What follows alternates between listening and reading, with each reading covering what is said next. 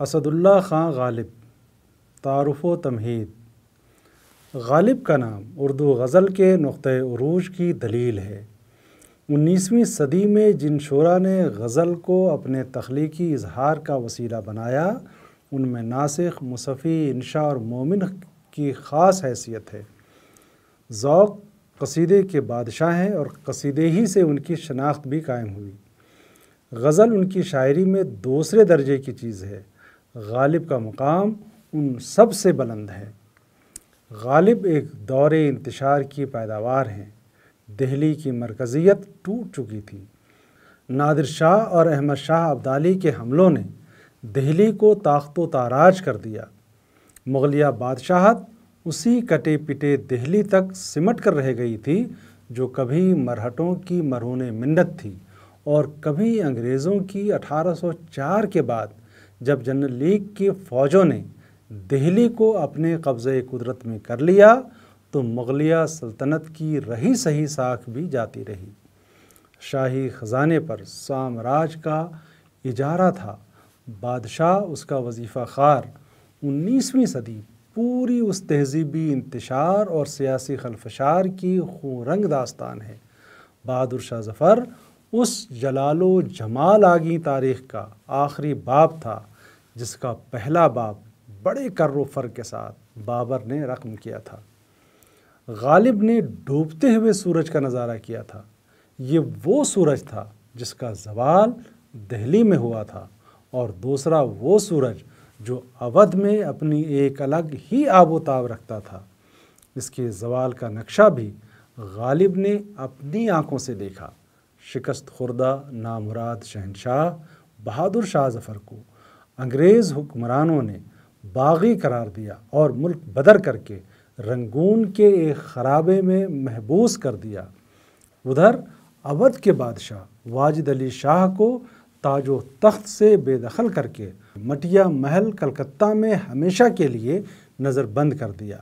نہ واجد علی شاہ کی انصاف کی دہائی کام آئی اور نہ بہادر شاہ ظفر کے حق میں مجاہدین آزادی کی پہلی بغاوت ثمر آور ثابت ہوئی۔ ایک اعتبار سے ہندوستان ہندوستانیوں کے ہاتھوں سے نکل گیا۔ غالب نے 1857 کا پر اختلال زمانہ دیکھا اور 1857 کے بعد کی غلامی کا زمانہ بھی دیکھا، اور اس ہنرمندی سے اپنی شخصیت کے تانے بانے کو بکھرنے سے بچایا اور غزل کے فن کو بلندی کی انتہا تک پہنچایا کہ اردو ادب کی تاریخ میں عظمت کے تصور کی جو جگہ خالی تھی وہ غالب کے نام سے پر ہو گئی۔ سبق کا مقصد: غالب کی غزل اپنے طرز کی منفرد اور غزل کا خود ایک معیار ہے۔ طلباء غالب کے نام سے بخوبی واقف ہیں۔ انہوں نے مختلف درجات میں غالب کی غزلوں کا مطالعہ کیا ہے۔ انہیں اس بات کا بھی علم ہے کہ وہ اردو ادب کی تاریخ میں ایک بلند ترین مقام رکھتے ہیں، لیکن انہیں یہ علم کم سے کم ہے کہ غالب نے اردو شاعری کو اگر مالا مال کیا ہے تو اس کی وجوہ کیا ہیں، یعنی وہ ایک عظیم شاعر ہیں تو کیوں کر ہیں۔ انہوں نے وہ کیا کچھ کر دیا جو دوسرے شعراء نہیں کر سکے۔ طلباء درجہ ذیل عناوین کے تحت جو علم حاصل کریں گے اس کے بعد انہیں ایسا محسوس ہوگا جیسے وہ غالب سے پہلی بار متعارف ہو رہے ہیں۔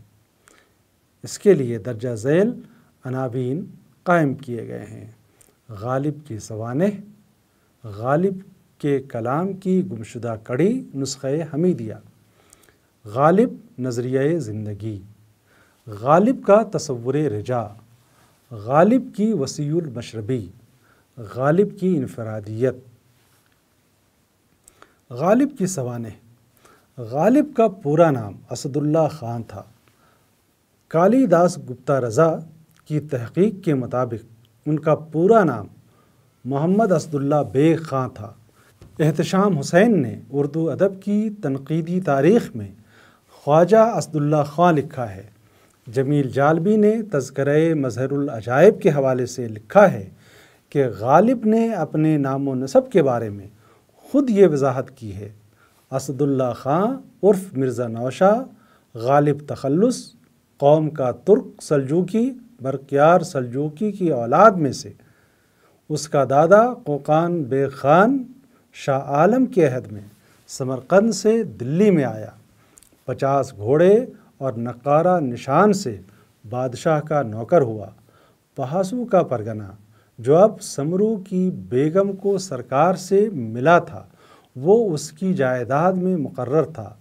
باپ اسداللہ خان مذکور کا عبداللہ بیگ خان دلی کی ریاست چھوڑ کر اکبر آباد میں جا رہا۔ مرزا نوشا غالب کی عرفیت تھی۔ مغل دربار سے نجم الدولہ دبیر الملک اور نظام جنگ کے خطابات سے انہیں نوازا گیا۔ 1797 میں آگرہ میں پیدا ہوئے۔ سپہگری آبائی پیشہ تھا۔ راجہ بختیاور سنگھ والی الور نے زمینداروں کی بغاوت کو کچلنے کے لیے جو فوج بھیجی تھی اس میں غالب کے والد مرزا عبداللہ بیگ خان بھی تھے جو مارے گئے۔ اس وقت غالب 5-6 برس کے اور ان کے چھوٹے بھائی یوسف بیگ خان 3 برس کے تھے۔ والد کی موت کے بعد ان کے چچا نصر اللہ بیگ خان نے ان کی پرورش کا بار اٹھایا، لیکن 1806 میں وہ بھی وفات پا گئے۔ غالب کا ننھیال بھی خوشحال تھا، وہیں یوسف بیگ اور ان کی نگہداشت ہوئی۔ بچپن کا یہ دور بڑی رئیسانہ شان سے گزرا۔ غالب کو ہر طرح کا عیش اور ہر طرح کی فراغت نصیب تھی۔ مولوی محمد معظم کے مکتب میں ابتدائی تعلیم پائی۔ فارسی زبان و ادب کی طرف رغبت ہوئی۔ شعر و شراب کی طرف رجحان بھی اسی دور کی پیداوار ہے۔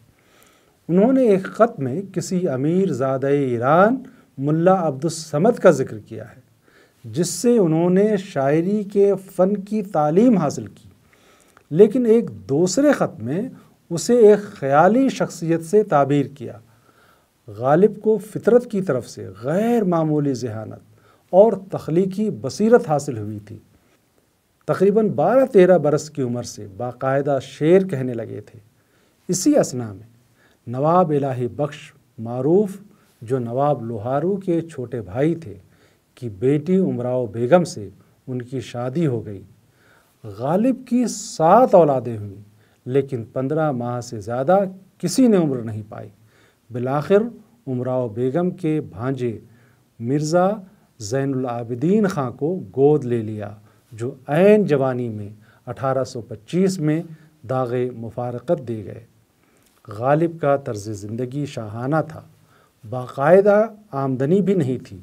اسی تگ و دو میں وہ تقریباً 1815 سے 1816 میں دہلی منتقل ہو گئے۔ ننھیال کے عیش و عشرت کی زندگی خواب و خیال میں آباد تھی۔ دہلی کے سیاسی حالات اتنے ابتر تھے کہ ماضی کے خوشگوار دنوں کا احیاء تقریباً ناممکن تھا۔ کمپنی بہادر سے ملنے والی معمولی پینشن غالب کے شاہانہ اخراجات کے لیے ناکافی تھی۔ قرض خواہوں نے الگ ان کا جینا دوبھر کر دیا تھا۔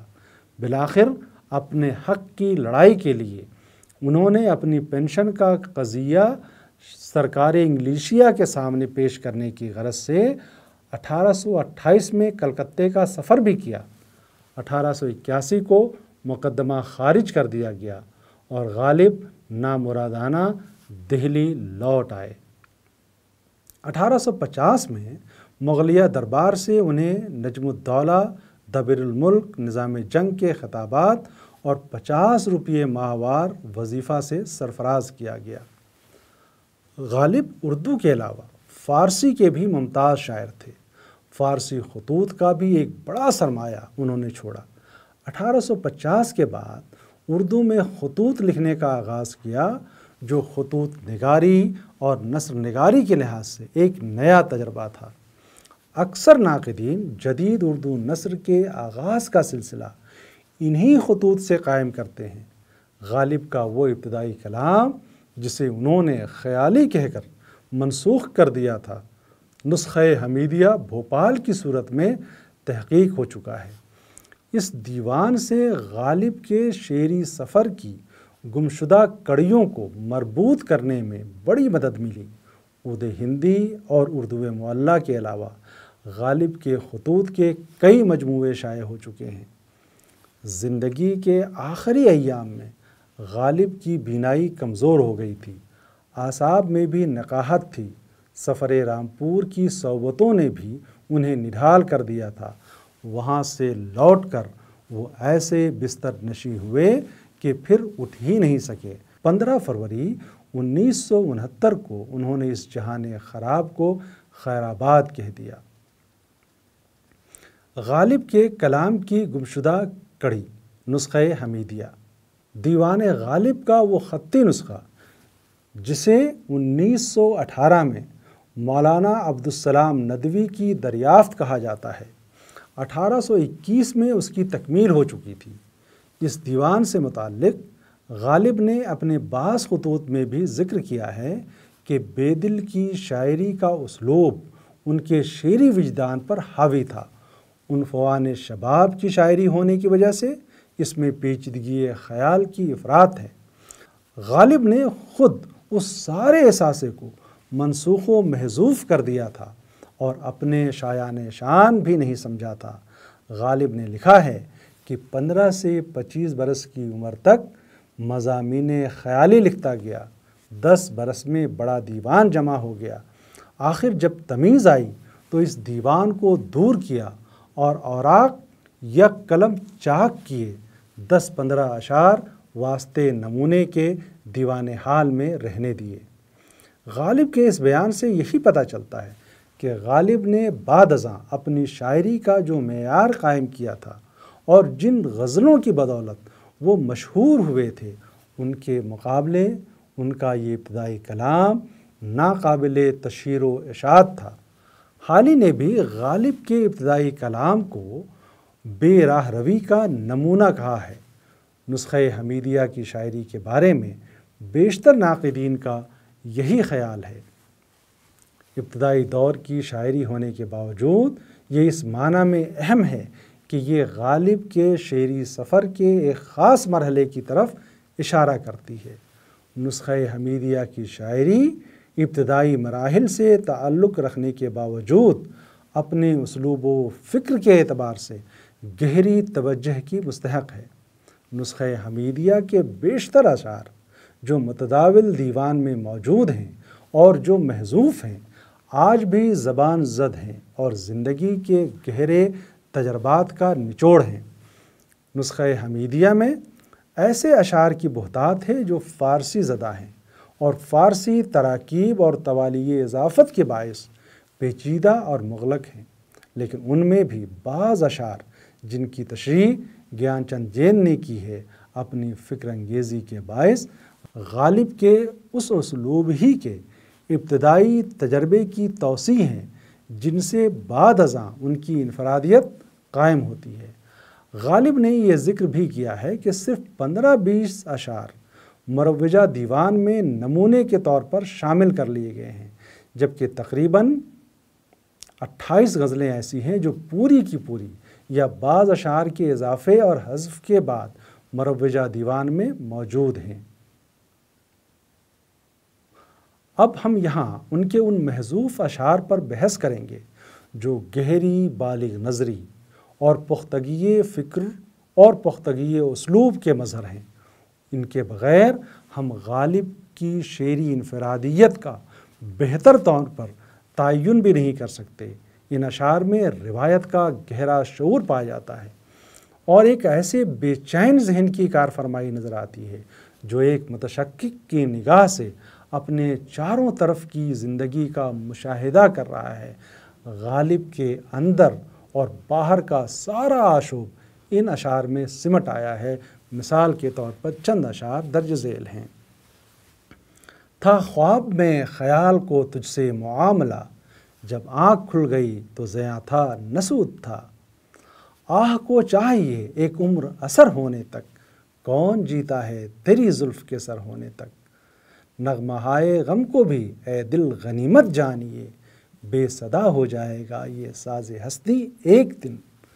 سادگیو پرکاری بے خودیو ہوشیاری، حسن کو تغافل میں جرت آزما پایا۔ یا یہ شعر بوئے گل نالے دل دودے چراغ محفل، جو تیری بزم سے نکلا سو پریشان نکلا۔ بس کے دشوار ہے ہر کام کا آسان ہونا، آدمی کو بھی میسر نہیں انسان ہونا۔ کہ میرے قتل کے بعد اس نے جفا سے توبہ، ہائے اس زود پشیماں کا پشیماں ہونا۔ ہے کہاں تمنا کا دوسرا قدم یا رب، ہم نے دشت امکان کو ایک نقش پا پایا۔ ہوں گرمیے نشاط تصور سے نغمہ سنج، میں اندلیب گلشن نا آفریدہ ہوں۔ دیر و حرم آئینے تکرار تمنا، و ماندگی شوق تراشے ہے پناہیں۔ ہم نے یہاں محدود چند اشعار کے حوالے پر ہی اکتفا کیا ہے، ورنہ اس نوعیت اور اس معیار کے 100 سے زیادہ اشعار ہیں جو دونوں دواوین میں موجود ہیں۔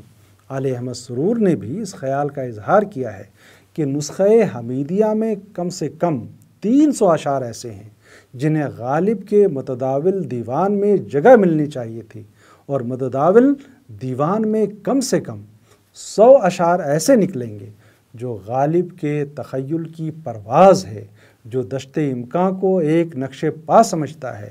یہاں تمنا کا دوسرا قدم اور دشت امکان کی ترکیب دونوں قابل غور ہیں۔ آگے چل کر وہ غالب اور شیکسپیئر کا تقابل کرتے ہیں کہ غالب اور شیکسپیئر جس طرح زندگی کے عجائبات و تضادات، اس کی معنویت اور کبھی کبھی بے معنویت کا احساس دلاتے ہیں، یہ ان کی بڑائی کی دلیل ہے۔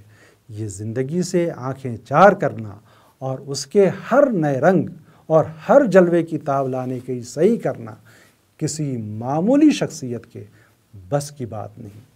تیسری چیز جو ان اشعار سے واضح ہوتی ہے وہ غالب کا فن، اس کی بلاغت، اس کی پہلوداری، تہداری اور تراکیب کے ذریعے سے اس کی معنی آفرینی اور حسن آفرینی اور اس کا اختصار ہے۔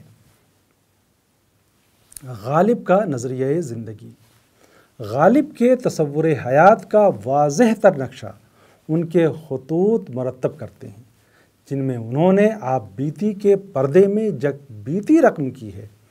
آپ بیتی کی جھلک جہاں جہاں نمایاں ہے، وہ تضاد سے بچ نہیں پائے ہیں۔ وہ کہیں شکر گزار ہیں، کہیں شاکی، کہیں لذت پسند تو کہیں مستغنی، اور صوفی منش کہیں آزاد رو ہیں تو کہیں پابہ زنجیر، کہیں خودداری کے پیکر تو کہیں کاسا لیسی پر مجبور، کہیں رجائی تو کہیں قنوتیت کے مارے ہوئے، گویا مکمل طور پر ایک انسان صحیح بھی ہے اور غلط بھی، عرف عام میں گنہگار بھی ہے اور معصوم صفت بھی۔ غالب کہیں اور کبھی بھی اپنی ان کوتاہیوں اور غلط کاریوں کی پردہ پوشی نہیں کرتے جنہیں مذہبی اور اخلاقی اعتبار سے مذموم خیال کیا جاتا ہے۔ وہ صاف گو، حق پرست اور راست باز تھے، تصنع اور بناوٹ کا جن میں شائبہ تک نہ تھا۔ غالب کی غزل میں ہم ایک ایسے انسان ہی سے متعارف ہوتے ہیں جو پکار کر کہہ رہا ہے کہ میں انسان ہوں، فرشتہ نہیں ہوں، لیکن کسی کا دل کبھی نہیں دکھاتا، کسی کو فریب نہیں دیتا، مکر و ریا سے کام نہیں لیتا۔ دوسروں کی نظر میں جو کوتاہی ہے گناہ ہے، جو غلط کاری ہے اگر وہ مجھ میں ہے تو مجھے کب یہ دعویٰ ہے کہ میں مکمل انسان ہوں۔ وہ کہتے ہیں بس کے دشوار ہے ہر ایک کام کا آسان ہونا، آدمی کو بھی میسر نہیں انسان ہونا۔ یا یہ کہ کیوں گردش مدام سے گھبرا نہ جائے دل، انسان ہوں پیالہ و ساغر نہیں ہوں میں، نہ گلے نغمہ ہوں نہ پردہ ساز، میں ہوں اپنی شکست کی آواز۔ جیسا کہ عرض کیا جا چکا ہے، غالب کے یہاں شکر گزاری کے ساتھ گلہ گزاری بھی ہے۔ غالب کا عہد تاریخی و سیاسی سطح پر نہایت پرآشوب تھا۔ ہر طرف بے یقینی کی دھند چھائی ہوئی تھی۔ بیرونی حملہ آوروں نے شمالی ہند کے اقتصادی نظام کو تہس نہس کر دیا تھا۔ بڑی نفسا نفسی کا عالم تھا، عزت، حشمت، عفت سب ہی داؤ پر تھے۔ اندرون ملک بھی مرہٹوں، جاٹوں اور سکھوں کی بغاوت کا سلسلہ جاری تھا۔ دوسری طرف اودھ اور سلطنت دہلی تک انگریزوں کے قبضے قدرت میں آ گئے تھے۔ بادشاہ کمپنی بہادر کا وظیفہ خوار تھا۔ اس صورتحال کا راست یا ناراست اثر شعراء کے فکر و فن میں بھی اپنی جھلک دکھاتا ہے۔ غالب ایک آگاہ ذہن رکھتے تھے۔ انہیں قدامت کے پاؤں صاف اکھڑتے ہوئے نظر آ رہے تھے اور ایک ایسی نئی دنیا طلوع ہونے کے درپے تھی جس میں اگر کچھ خطرات کی بو آ رہی تھی تو کچھ امکانات بھی اس کے دامن میں تھے۔ غالب مستقبل پسند فیوچرسٹ تھے۔ کل ان کی نظر میں آج سے بہتر ہوگا، یعنی تاریخ کی جدلیت پر ان کا یقین تھا۔ اسی معنی میں انہوں نے غم کے لیے بھی جو تصور قائم کیا تھا اس میں رجا اور امید کا پہلو غالب ہے۔ خوشی اور غم ان کے لیے لمحاتی کیفیات کے نام ہیں۔ نہ غم کو ثبات ہے، نہ خوشی کو ہمیشگی حاصل ہے۔ زندگی کو دائمیت نہیں۔ تمام مسائل، تمام جذبے، تمام حقائق اور تمام شکوے شکایات، تمام رسوم و رواج صرف اور صرف زندگی تک محدود ہے۔ اس کے آگے فنا ہی فنا ہے۔ ان مضامین کی روشنی میں درج ذیل اشعار کا مطالعہ کرنے کی ضرورت ہے۔ غم نہیں ہوتا ہے آزادوں کو بیش از یک نفس، غم نہیں ہوتا ہے آزادوں کو بیش از یک نفس، برق سے کرتے ہیں روشن شمع ماتم خانہ ہم، رات دن گردش میں ہیں سات آسماں، ہو رہے گا کچھ نہ کچھ گھبرائیں کیا، لطافت بے کثافت جلوہ پیدا کر نہیں سکتی، چمن زنگار ہے آئینہ باد بہاری کا، غم اگرچہ جاں گسل ہے پہ کہاں بچیں کے دل ہے، غم عشق گر نہ ہوتا غم روزگار ہوتا، رنج سے خوگر ہوا انسان تو مٹ جاتا ہے رنج، مشکلیں اتنی پڑی مجھ پہ کہ آساں ہو گئیں۔ غالب کا تصور رجا۔ زندگی کو برتنے کے دو خاص طریقے ہیں، اس سے مفاہمت اور مزاحمت۔ ایک لحاظ سے دفاع کرنا بھی مزاحمت سے بچنے کا نام ہے۔ کچھ لوگ ہر غم اور خوشی یا حادثے کو تقدیر سے موسوم کر کے مطمئن ہو جاتے ہیں۔ کچھ لوگ ہر آندھی اور طوفان کے سامنے دیوار بن کر کھڑے ہونے اور مسلسل جد و جہد کو ترجیح دیتے ہیں۔ غالب کے کلام میں مدافعت یا مفاہمت کے مقابلے میں مزاحمت اور جد و جہد کا پہلو ان کے رجائی میلان کا مظہر ہے۔ کہیں کہیں ان کے قدم ڈگمگا بھی جاتے ہیں اور لمحاتی طور پر وہ سپر بھی ڈال دیتے ہیں، لیکن یہ ان کی طبیعت کا دائمی میلان نہیں ہے۔ لیکن اس قسم کے لمحات ہی ان میں جرأت آزمائی کی تحریک بھی بخشتے ہیں۔ جوِ خوں آنکھوں سے بہنے دو کہ ہے شام فراق، میں یہ سمجھوں گا کہ دو شمع فروزہ ہو گئیں، لکھتے رہے جنوں کی حکایات خوں چکاں، ہر چند اس میں ہاتھ ہمارے قلم ہوئے، ہے آدمی بجائے خود ایک محشر خیال، ہم انجمن سمجھتے ہیں خلوت ہی کیوں نہ ہو، عشق سے طبیعت نے زیست کا مزہ پایا، درد کی دوا پائی درد لا دوا پایا۔ غالب کے نزدیک بہار و خزاں، روز و شب، سیاہی و سفیدی، مسرت و کلفت ایک ہی حقیقت کے دو نام ہیں، اور زندگی کی ساری جلوہ سامانی، ساری ہاؤ ہو اور سارے تماشے انہی سے قائم ہیں۔ تغیر اور تبدیلی زندگی کی سب سے بڑی حقیقت ہے۔ اگر زندگی کی رفتار یکساں ہو، راہ سیدھی اور ستواں ہو، عیش ہی عیش ہو یا غم ہی غم ہو، یا فتح و ظفر ہو اور ہر شخص ناکامی سے بری ہو، تو انسان کے لیے اس قسم کا میکانزم ایک عذاب سے کم نہیں۔ غالب نے اسی تصور کے تحت نئے زمانے کو خوش آمدید کہا۔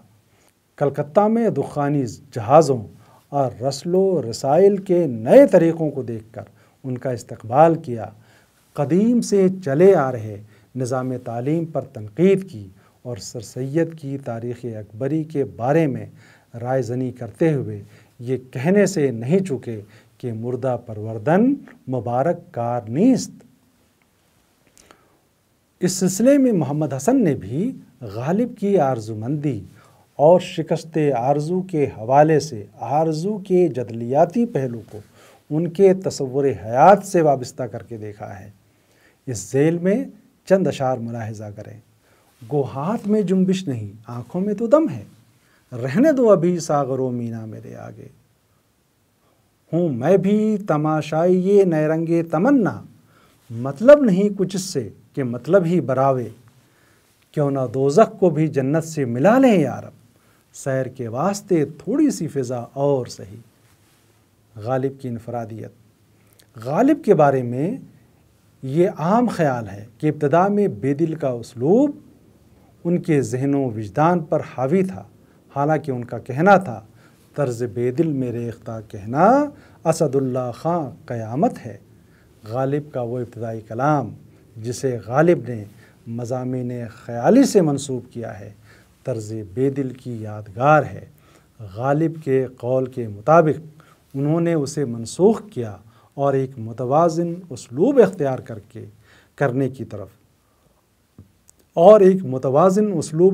کرنے کی طرف رجوع ہوئے۔ گویا رنگ میر کو انہوں نے اپنے مخصوص رنگ میں اس طریقے سے حل کیا کہ اس میں سادگی بھی ہے اور پرکاری بھی، جذبے اور تجربے کی آنچ بھی ہے اور دماغ کی کرشمہ سازی بھی، جس کی بنا پر آل احمد سرور نے یہ کلیہ قائم کیا کہ غالب نے اردو شاعری کو ذہن دیا، لیکن آل احمد سرور اپنے اس کلیے کی وضاحت کرتے ہوئے یہ بھی لکھتے ہیں کہ اس کا یہ مطلب نہ تھا کہ غالب دوسروں کے عطا کیے ہوئے خیالات اور مسلمات کو آنکھ بند کر کے ماننے اور مانوس جلوے دیکھنے اور دکھانے پر قانع تھے۔ ان کی اپنی نظر تھی اور انہوں نے زندگی کا اتنا غیر مطالعہ کیا تھا کہ ان میں ایک آگہی یا دانشمندی پیدا ہو گئی تھی۔ غالب سے پہلے غزل یا تو جذبے کی ترنگ تھی، یا واردات قلبیہ کا مرقع، یا حدیث دلبری، شاعر کے شوق کی دنیا تھی، یا حسن میں کھو جانے کی آرزو تھی، یا زندگی کی عام سچائیوں اور فطرت انسانی کے جانے پہچانے نقوش کو ابھارنے میں مصروف تھی۔ غالب نے اپنی ایک الگ کائنات خلق کی، جس کے پیچھے ایک ایسے ذہن کی جھلک صاف محسوس کی جا سکتی ہے جو زندگی ہی نہیں، فن کا بھی نیا شعور رکھتا ہے، جس کا تخیل سرگرم ہے، محسوسات کے سانچے الگ ہیں، جس کے رد عمل کے طریقے جدا گانا ہیں۔ غالب کو یہ فن خوب آتا ہے کہ لفظ کو کس طرح ہزار طریقوں سے برتا جا سکتا ہے، کس طرح اسے زندگی کی گہری معنویتوں کا مظہر بنایا جا سکتا ہے۔ ہر بڑے شاعر کے تخیل کی وسعتیں بھی بے کنار ہوتی ہیں، وہ ہماری توقع کے مطابق بھی ہوتا ہے اور ہماری توقع کے منافی بھی۔ جہاں وہ ہماری توقع کو رد کرتا ہے وہاں بھی وہ اتنا مانوس نہیں ہوتا، کیونکہ اس کے کہنے کا انداز ہی کچھ ایسا ہوتا ہے کہ کبھی ہم معنی و مفہوم پر غور کیے بغیر اس سے متاثر ہو جاتے ہیں۔ بعض نامانوس استعارے، بعض خوبصورت فارسی تراکیب، بعض مقامات پر لفظوں کو جمانے کا نیا قرینہ، کہیں محذوفات سے کام لینا اور بہت کچھ مقدر چھوڑ دینا، جس کے باعث غالب کی قرأت ہمیں بہت ہوش مندی کے ساتھ مطالعے کا تقاضا کرتی ہے۔ غالب کا کمال ہی ہے کہ وہ خصوصیت اور عمومیت کے امتیاز کو مٹا دیتے ہیں۔ اسی لیے کہا جاتا ہے کہ ہماری روزمرہ زندگی میں غالب کے جتنے اشعار ہماری زبان پر آتے ہیں اتنے کسی اور شاعر کے نہیں آتے۔ غالب ہمارے زیادہ سے زیادہ خیالات، محسوسات اور تجربات کے ترجمان ہیں۔ چند اشعار ملاحظہ کریں۔ ہزاروں خواہشیں ایسی کہ ہر خواہش پہ دم نکلے، بہت نکلے میرے ارمان لیکن پھر بھی کم نکلے، نکلنا خلد سے آدم کا سنتے آئے تھے لیکن بہت بے آبرو ہو کر تیرے کوچے سے ہم نکلے، موت کا ایک دن معین ہے، نیند کیوں رات بھر نہیں آتی، ہم وہاں ہیں جہاں سے ہم کو بھی کچھ ہماری خبر نہیں آتی۔ وسیع المشربی۔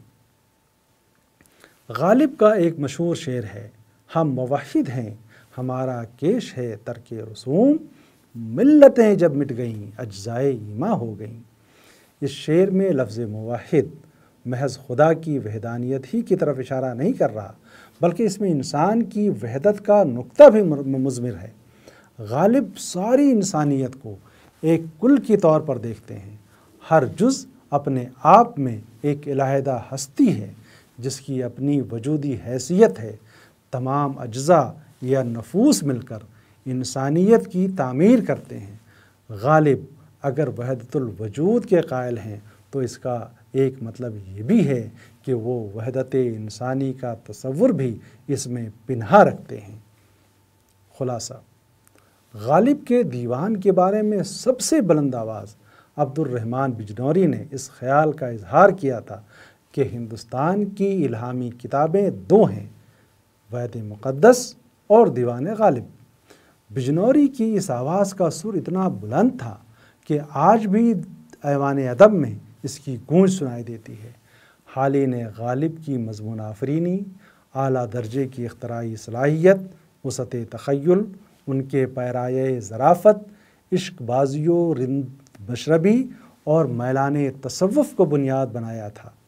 ڈاکٹر عبداللطیف نے غالب کی شخصیت، شاعری اور ان کے نقادوں پر سخت گرفت کی اور یہ ثابت کرنے کی کوشش کی کہ غالب اچھے شاعر ضرور ہیں لیکن اتنے اچھے بھی نہیں کہ انہیں عظیم کہا جا سکے، کیونکہ ان کے کلام میں شاعری سے زیادہ فن بلکہ صنعت گری نمایاں ہے۔